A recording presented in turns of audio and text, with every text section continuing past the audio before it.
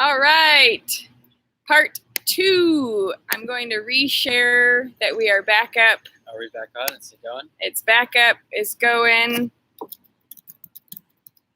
All right. So we continued to ramble on in the last one, thinking that maybe people would be able to get back on. But then we became wise all of a sudden and realized we should just end that stream and start a new stream. Yes. Because nobody was able to access that stream. I guess we had lost connection. So we're back. We're back. And we had answered a few questions about the bus, and we will answer some more.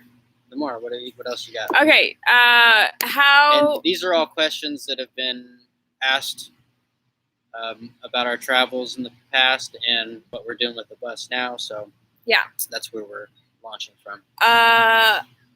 What is our timeline for converting, and what is our budget? So the timeline is really, there is no timeline because I want everything to be upcycled. So I want to find all the right things to go into it.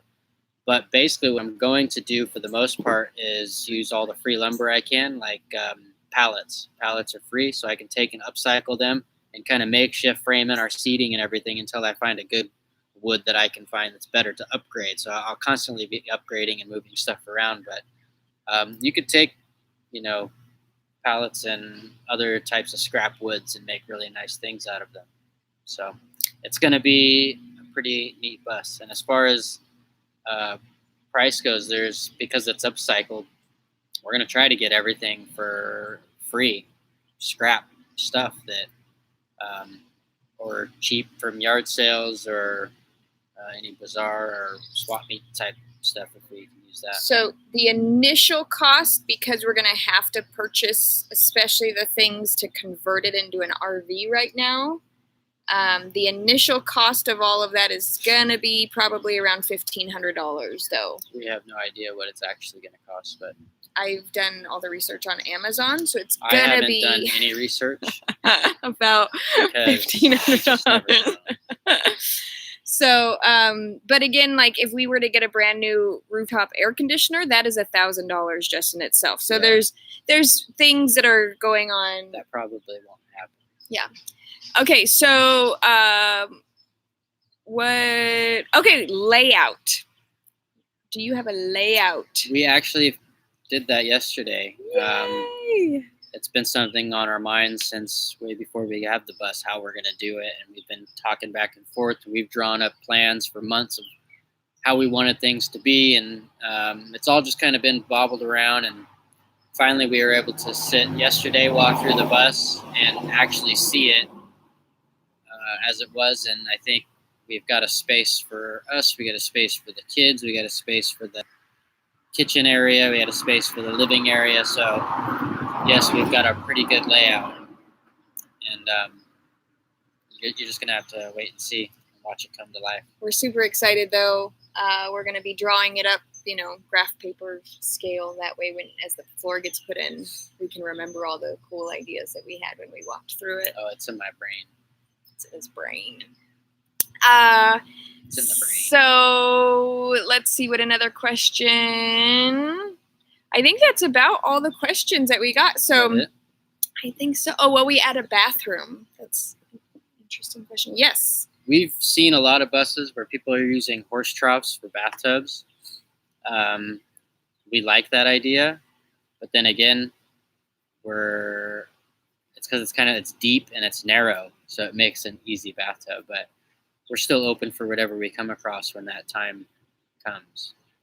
So I'm not sure if we're going to do the horse trough or if we're going to look around. Steph likes the idea of sitting in a horse trough, so. Yeah. I'd love to have bath time again. If living in a trailer for the past year, I used to take a weekly bath, and the kids love baths. And if we're next to any sort of lake or river or water source, which is all over the Pacific Pacific Northwest. Thank you. Nestworth. Did I say that? I got it. I think I got it. Then yay! Woohoo! Oh, yay! You guys guys found it again. There you go. Yay!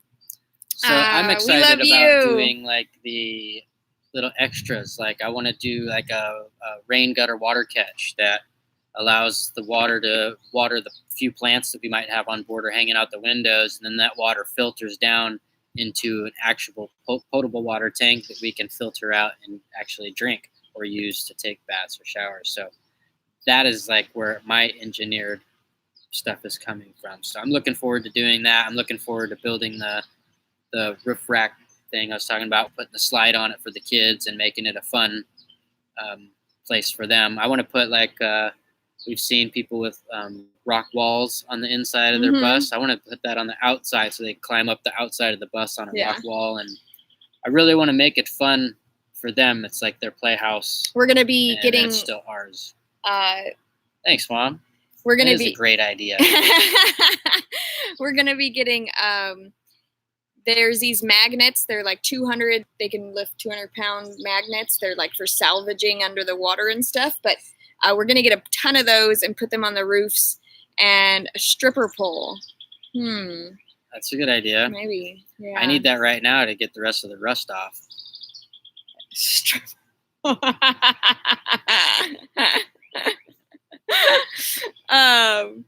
But we're going to put these industrial strength magnets on the roof and hang hammocks all throughout the whole thing. We'll get the stripper pole and we'll just call it like a fireman so they can slide down it when they're awake during the day. And then at night is when you turn on the strobe lights. Yeah, so it'll be a fireman pole is what that'll be. Yeah. So, so we're going to have hammocks and rock wall kind of stuff so they can climb on the ceiling and walk like literally all up the walls of the bus and around. So we want it to just be a really fun I think space. We're going to do monkey bars on the ceilings too. Just a really fun space that we can I'll get my yoga swing going in there. And I also have a design idea for if we're going to do the slide on the top with the upper deck. I'm going to have the arm that comes out.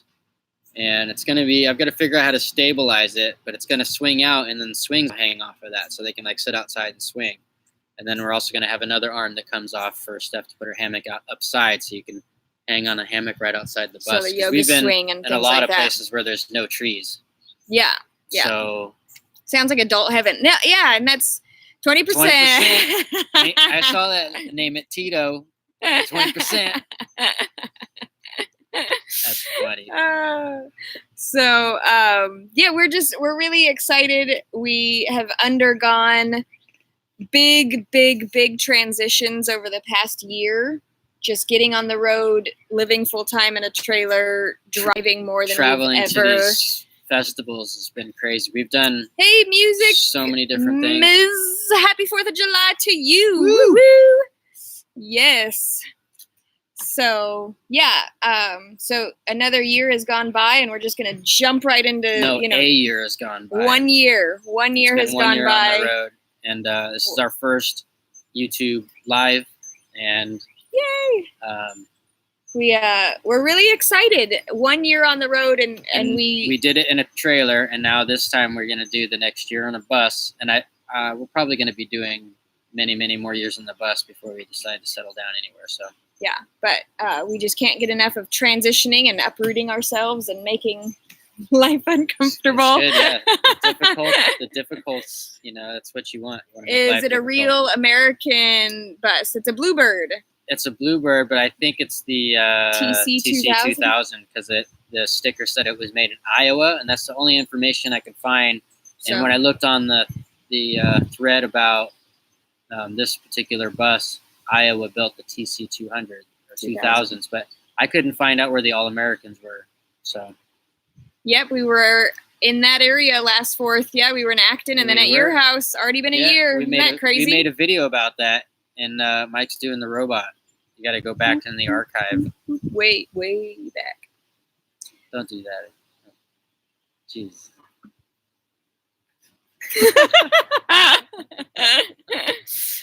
All right. So, let's see.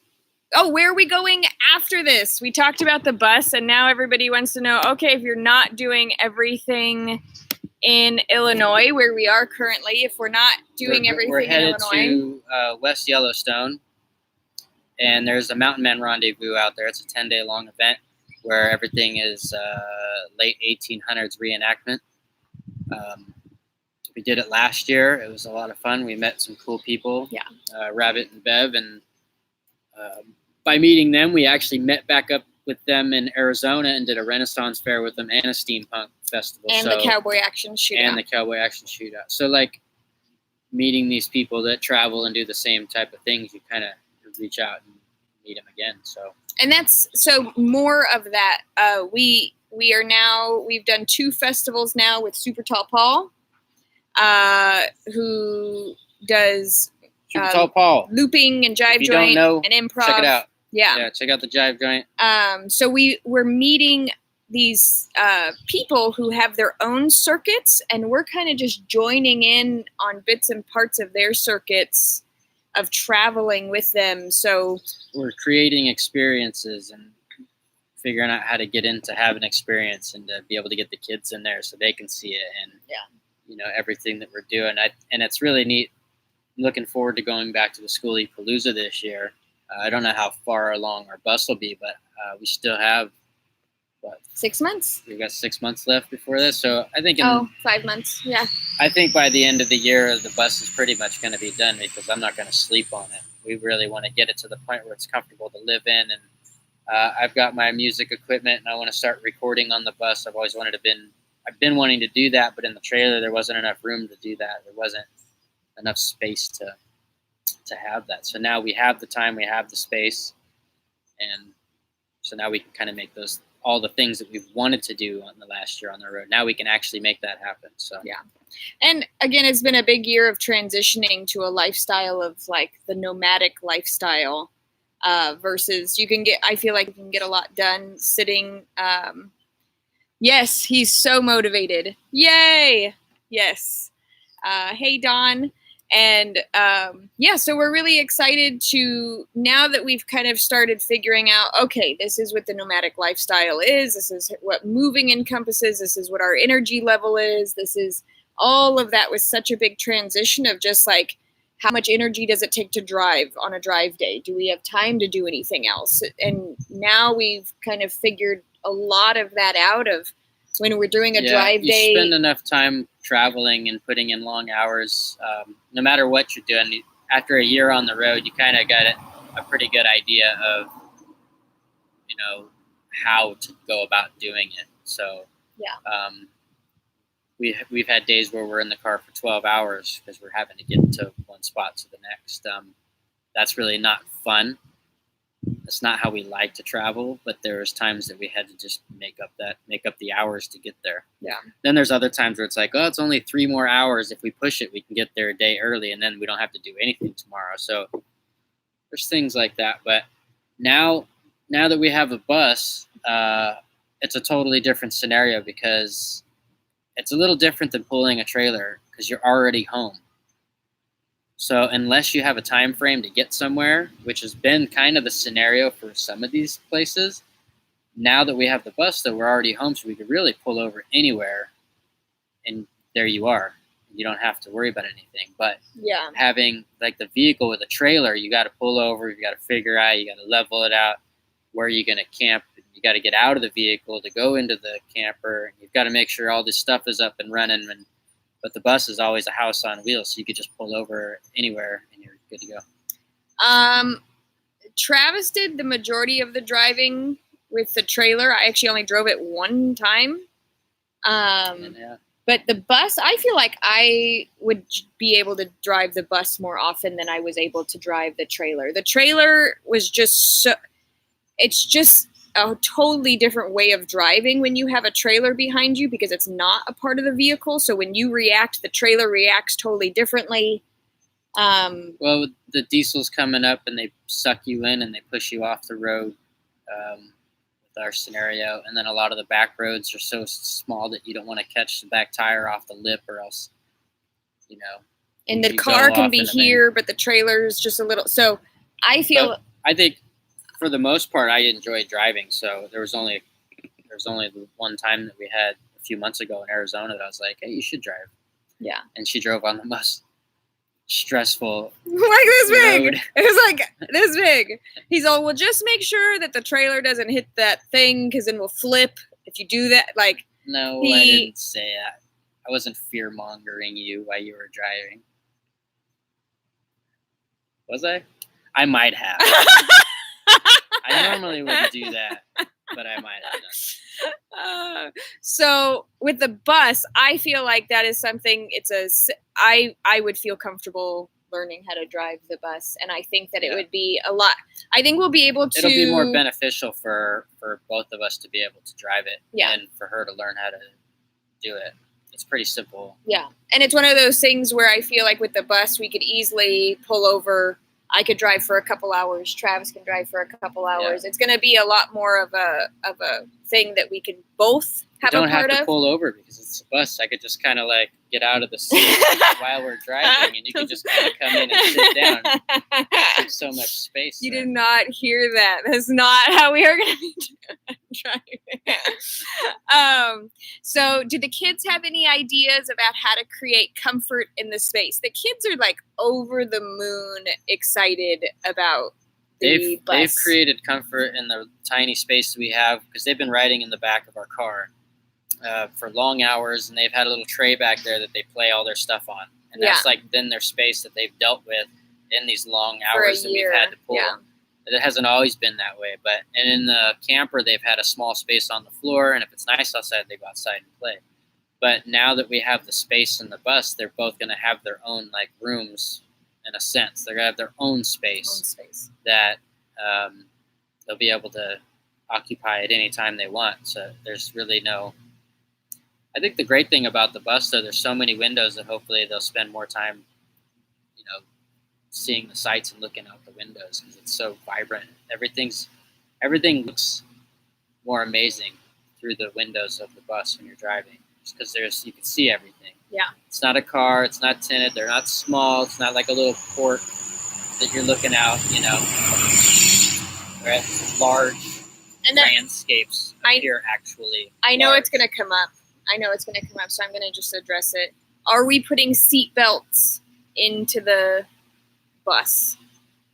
The driver has a seatbelt. We're not putting seatbelts in. So going against it. So I know some people put like van seats with the seatbelts in for the kids while they're driving, so they have to sit in the seats. We are going to be very much looking at this bus as an RV or a motorhome, whereas any motorhome that you've been into, they don't have seatbelts. So we are going to have seating. That's right, Dawn. They don't come with seatbelts. No. All the kids don't sit in seatbelts. They just sit in their seats. No bus has seatbelts. The bus driver always yells at them, sit down in the back. The bus, did they have seatbelts to begin with? No. No, that's what I'm saying. No, so somebody was saying that the layout of the bus, the way that the seats are made, like they help the kids from flying out. Right, because if they hit the seat in front of them. They hit the seat in front of them. Right. So for us, if they hit, they're going to hit the bathtub in front of them or the countertop. So that's really comforting. We'll just have to pad them at that head height. Just wrap everything in bubble wrap for the drive. No, I mean, we are going to be really mindful about their space, having it have their space be really nice and comfortable for them, have it be a seat that is somewhat kind of boxed in a way so that... Yeah, during travel, and they're not going to be jumping up and running around. So it's not. That's not why we've got the bus, for them to be playing on the monkey bars on the ceiling while we're driving down the road. No, when we're driving, they're going to remain seated, and they're going to be in their spaces. If you've ever stood up in a bus that's jumping around, you hit some of these places out there, you'll pop and you hit your head on the ceiling because the way it bounces around, you kind of got to sit down. You remember being in a bus as a kid? I never got. You'd hit some of those. I'd fly off of my seat. I never got to ride in a school bus. I'm maybe on like a field trip. Even then, I think Burbank had like Greyhounds. I never got to ride. Burbank had yellow brick roads. They didn't have tub counter. At least they won't fly out of the bus, right? we'll just have to make We'll sure keep the them windows in are the up. bus. Kids are adaptive. Yeah, and it's another transition. They are gonna get, we're gonna figure out some way to have some sort of seating. I feel like we have a lot of we're going to do some sort of seating arrangement where at least we can sit down, we can do our knitting, we can do our workbooks, we can do our reading, we can lay in the back of the bus on the bed and read. And I mean, it's going to be a really comfortable space where we can enjoy the actual driving aspect of it, whereas that has been a really not enjoyable part of our entire journey the past year. Yeah. The actual physical driving, being stuck in the car, has been the worst part of traveling full time for us. It's because it's just been, that's when the kids are tired, that's when they're upset, that's when there's a lot more going on. Living on the road, it's not like we're going from, one park to the next park, and it's like we're traveling to see the sights and taking pictures and all that. The last couple big runs we've done, we're pushing through to go to these festivals, so we've put a lot of time in. And the reason why we've done long hours is with the transmission. We were stuck in Ohio for a week and a half to get it rebuilt for the second time. But then we had to make it from Ohio to Delaware, so I drove straight through till like 2 a.m, pulled off at a rest stop, got 3 hours of sleep, and then drove the next 3 hours to get there. And those are the type of hours that we're putting in driving, because we've set these things up where we've got to be there at a certain time. And we gave ourselves ample time to get there. And it was lucky that we gave ourselves enough time to get a transmission rebuild and still actually make it there on time. Right. So, but that's what we want to try to avoid now, are those types of encounters. So we don't want to be doing those types of miles and time frames. So typically, like, it is the chaos theory. What will happen. Yeah, definitely. Our typical timeline of traveling, though, which we encourage those who are doing a road trip type thing. Raining. It's going to start raining. Is we like to wake up really early, do 3 or 4 hours of driving. Yeah, when we're putting on big hours, I like to get up around 5 and get on the road by 6. And then we do 3, maybe 4 hours of driving. And then when we get to wherever it is after 3 or 4 hours, we have an entire day to enjoy. And the kids really love traveling like this. By the time we get there, we have a meal and we've got the entire day left. So this is going to be the continuation of how we travel. Even we've got a 22-hour drive to West Yellowstone to do from Illinois. I think we are going to do a lot more videos of our travels now, though, because it allows us the scenario to do so. So I'm going to get a couple of bus cams put on there, and I can make more videos of what we're doing so people can keep up as to how we're doing it, because we've been doing a lot of amazing things that I didn't get anything on camera. The places that we've seen and how we've done it, the problems that we've encountered and how we've overcome them, and all the festivals we've gone to. I think all of that, if we were to record it, we'd have a lot of really good footage to share, to show people that this is why we do it and why you can too, and whatever it is you want to do, it's out there. Yeah, a bus can, and we end up having the best conversations while we're like traveling. I'm actually a comedian, but you wouldn't know it until 6 hours in. It's 6 hours into a drive. That's when I start to become a flip. There's like delirious. His brain gets flicked by exhaustion. So if I had a bus cam, I was gonna do like the road videos or something like that, and I just cut out the best parts. And every day that we drive, you'd have a little 10-minute clip that you can watch me slowly going insane. I think we're going to push towards doing that. So, yeah. So that's the transition. We've got an exciting conversion ahead of us into making this bus into an RV and really into our home, a dream home. Like, it's going to be amazing. We wanted to, when we originally went off grid into the desert, we created a little utopia for ourselves out there. That was 7 years ago now, 6.5 years ago now. But it was short-lived, and we've been really longing to have this opportunity again. We bought a house, and we tried to do it with a house, but it really was just a matter of maintaining and making the house livable. And now with the trailer, we tried to do it with the trailer, but we didn't want to like completely gut a trailer that was perfectly acceptable. The ham cam? Travis's ham cam. What does the ham mean? Like you're being a ham? You're being silly? Oh, is that like an old word? It's like an I Love Lucy word. I can tell that this has really invigorated Travis. Yeah, absolutely. If you compare the videos of the two of you in the beginning, oh my gosh, yeah. He was definitely more reserved. Yes. Yeah, life on the road has definitely changed.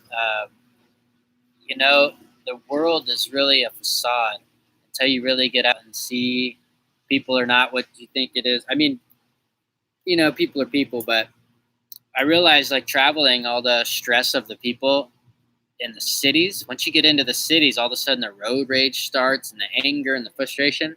You drive away from the city and everybody's happy. And the whole world is really like that. And people in the cities are actually like that. They're just always being pushed around and shoved that they have nowhere else to, you know, take out their frustration. So they take it out on each other.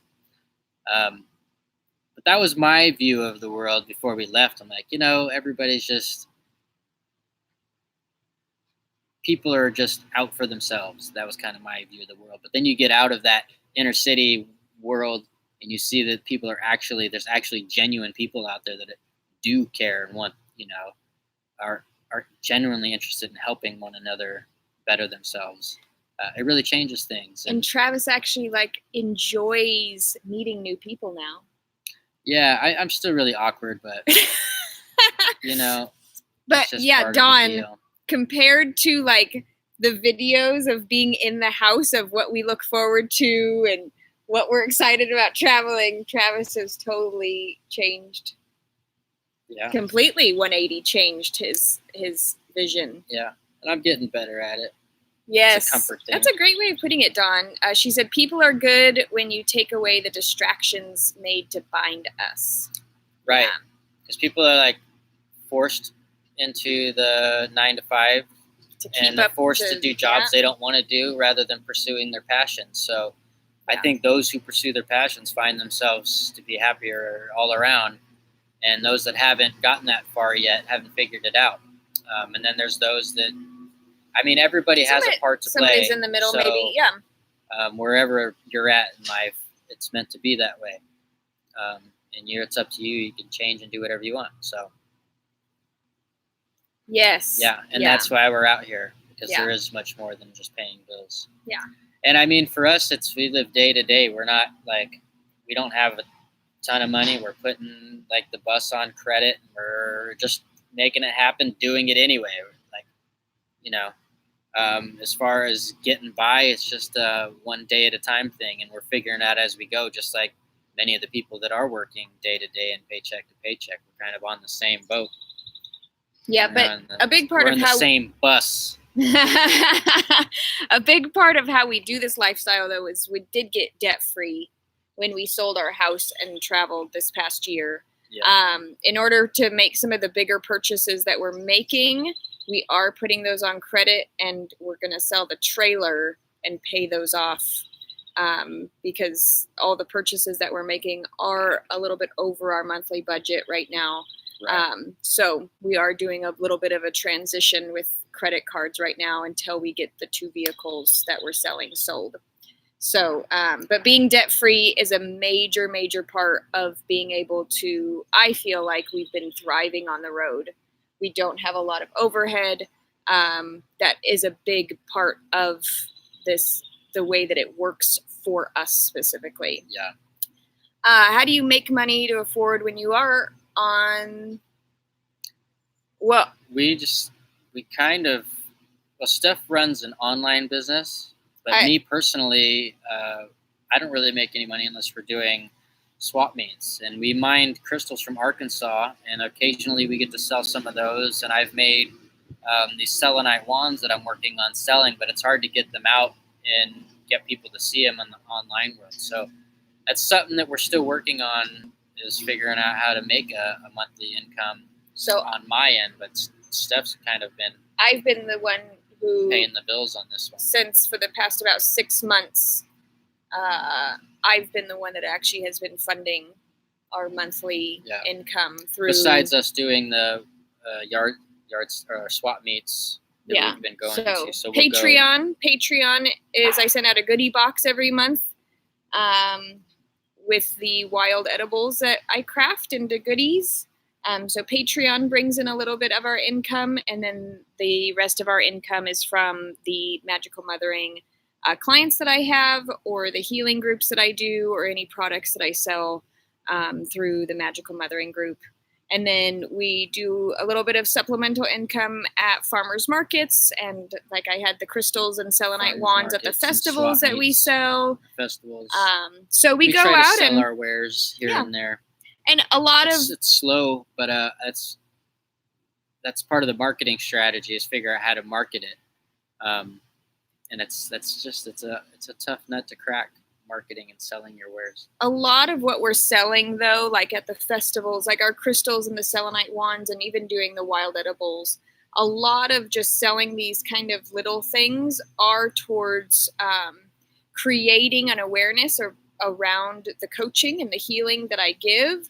So at the same time, anybody who's buying a crystal, they then learn that I do more healing, and it gets them into possibly working with me on a bigger level versus just a $15 crystal sale. It goes into creating. So there's a marketing aspect behind a lot of what we're doing. So it's been, elderberry syrup is sorely missed. We are going to be making elderberry syrup this year. It's probably going to be from Idaho elderberries, and we're going to figure out how to make it easier to ship out, so that we can get it shipped out and to everybody again this year.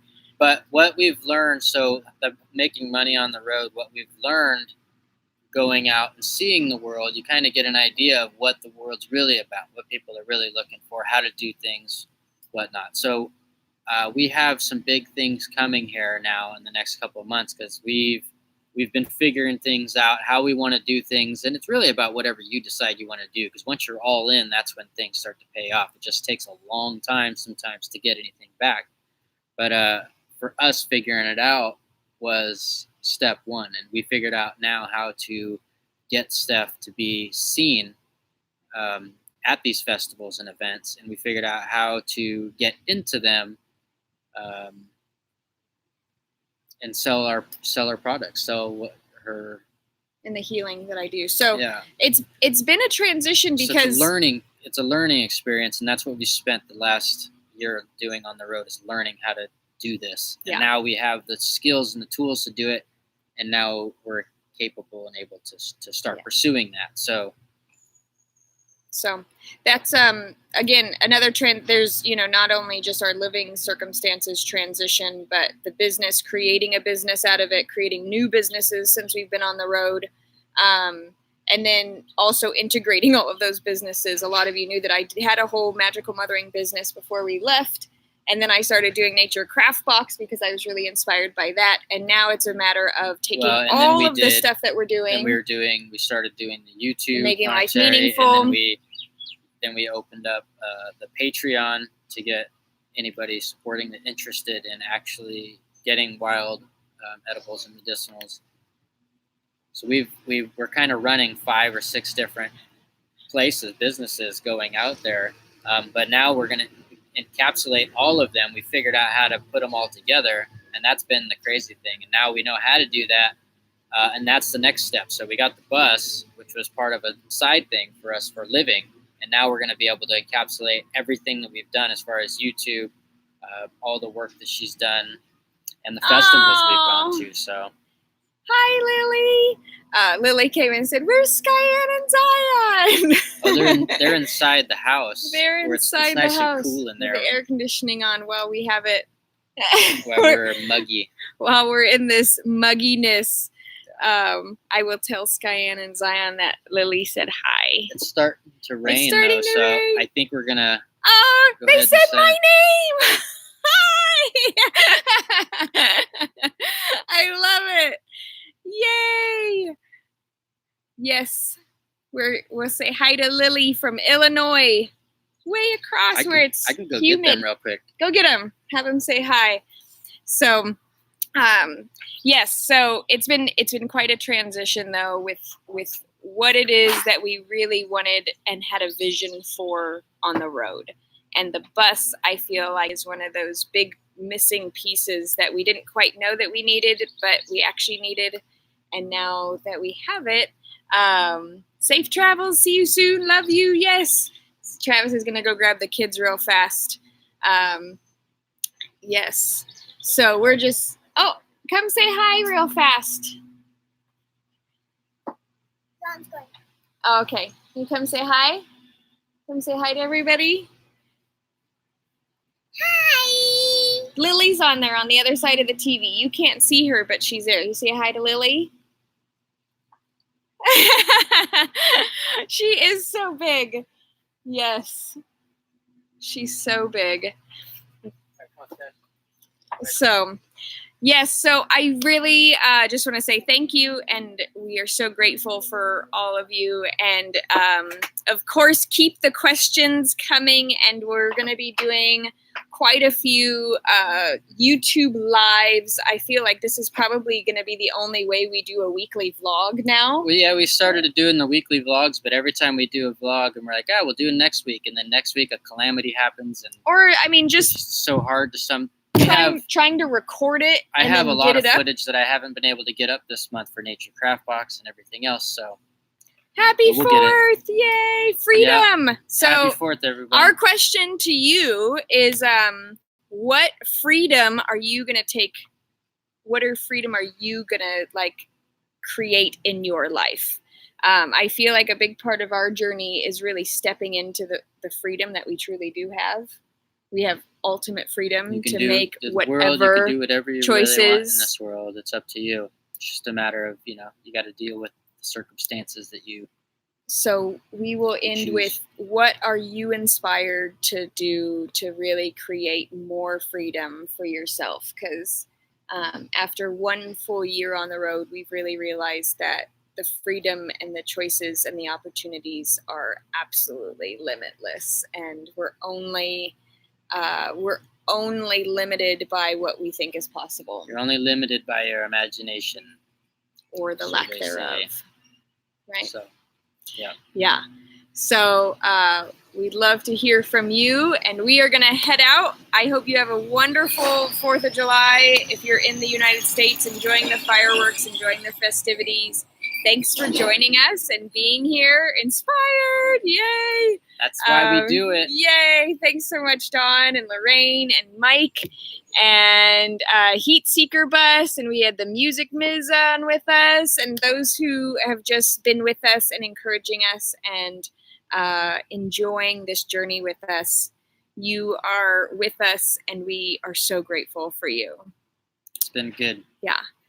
So we'll see you next time, and hopefully we'll be doing one of these weekly to give an update now that we have something to we'll work on something. update you with. We'll work on something. All right. All right, guys. Bye.